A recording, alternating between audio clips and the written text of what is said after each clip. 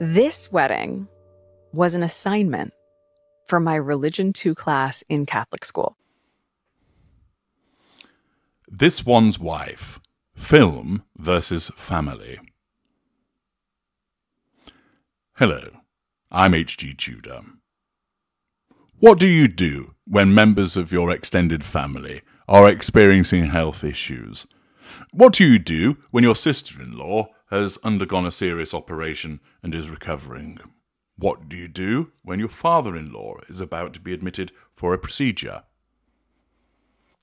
Naturally, the appropriate response, as per the TIG handbook of being a twat, is to purportedly send your best wishes and then clear off down to the cinema.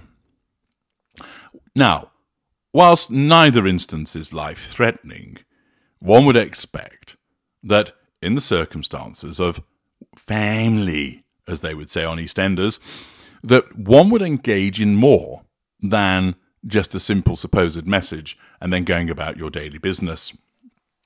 This, however, is unsurprising when it comes to this one's wife.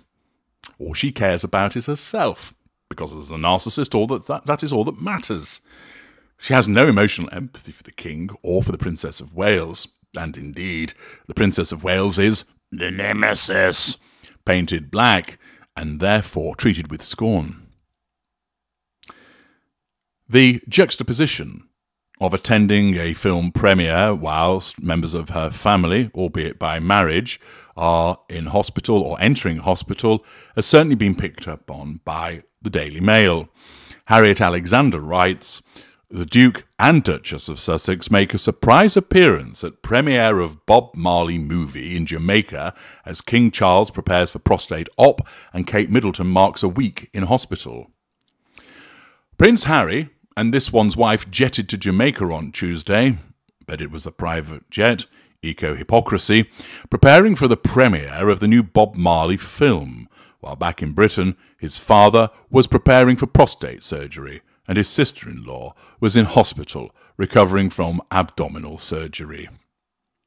Now, of course, they have lives to lead. Nobody would expect that they have to completely put a halt to it all, but it once again highlights the self-absorption of these two, that they don't do anything in relation to their relatives and carry on swanning about, pretending to be faux royals.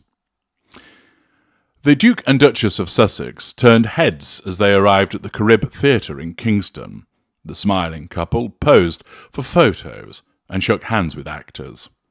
This one's wife, 42, was dressed in a full-skirted flowing black gown with a slick back bun and a French tip manicure. And Harry, 39, wore a suit and an open-neck shirt. The pair posed with the president and CEO of Paramount Pictures and Nickelodeon, Brian Robbins, and his wife Tracy James, perhaps searching for a new champion after their Spotify and Netflix debacles. Indeed, this is undoubtedly the case, which of course would be a residual benefit. This one's wife and Harry, who stepped down from royal duties 4 years ago, also stood with Prime Minister of Jamaica Andrew Holness and his wife Juliet at the premiere. Interestingly, of course, Holness has said that his country's moving on from the British monarchy. Harry's father, King Charles, is currently head of state of Jamaica. And the fact that he's suggesting that they're going to move on, which is a perfectly entitled thing to do for that country, but it is interesting that Harry sees fit to be seen posing with this Prime Minister, notwithstanding the fact that they are likely to sever ties with the British monarchy, once again demonstrating what a traitorous little shit he has become. The process to sever ties with the British monarchy is underway, following in the footsteps of another former Caribbean possession, Barbados. Much like the island's country's severance with the monarchy, Prince Harry too revoked his HRH titles and sensationally moved on from being a working royal in early 2020. It then tells us about where they reside and yada yada, repetition of that history, and also about their multi-million deals that have fallen down the crapper. On Tuesday night, Prince Harry was seen on the red carpet hugging Ziggy Marley, the 55-year-old musician and son of Bob and Rita Marley, who produced One Love. It's unclear why Harry and this one's wife were there. Although the film showcases British talent, with Londoners Kingsley Ben Adir as Bob Marley and Lashana Lynch as Rita Marley, and James Norton playing producer Chris Blackwell. Well, of course, people are going to scratch their heads wondering, why are you there? And the fact is, as you know, this one's wife is unable to lead a life of privacy she claims that she seeks. Her narcissism drives her to be seen, because to be seen enables her to assert control over people. It enables her to draw fuel by way of people's responses. That fuel is her lifeblood. And it necessitates an appearance at others she can get to. And as I've mentioned earlier on, they're not being invited to the big-ticket events, and therefore she's scrabbling around for any kind of publicity that she can lay her hands on, which means heading out to Jamaica and being seen there. It's far from the world that she believes that she belongs to, but nevertheless, her narcissism will tell her that it is appropriate for her to attend, that it buffs up her credentials, of course, of being a person of colour. It has also the opportunity for her to shield for work, as I've mentioned previously. But it throws into stark contrast, once again, the fact that she doesn't give a rat's ass about her extended family because she has no emotional empathy. She simply doesn't care.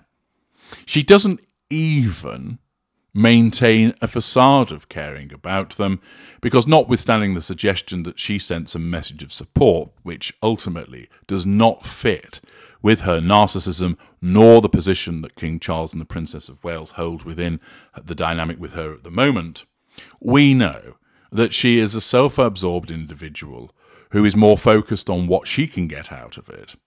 That because she has no emotional empathy, she's not interested in the predicament and circumstances of relatives, witness the way that she's treated her father. And instead, it's far more important for her to slap on the bronzer, apply the rictus grin, wear what looks like a ball gown, which seems to be entirely inappropriate. However, it probably was what she was going to wear on Friday at the Bell Ends of Aviation Awards, but didn't go, because she didn't fancy being second fiddle, perhaps, to Harry. And instead, it's important for her to be seen at this event. Stuff the rellos, balls to them, here I am, everybody talk about me. Oh, what's that? You're with Paramount, you're the CEO, come over here, sucky sucky, give me a deal. Yes, it shows, once again, the self-absorbed nature of this one's wife and how she doesn't give a fig about anybody else, their circumstances, their issues, or their problems, which of course is to be expected from a narcissist. I'm H.G. Tudor. Thank you for listening.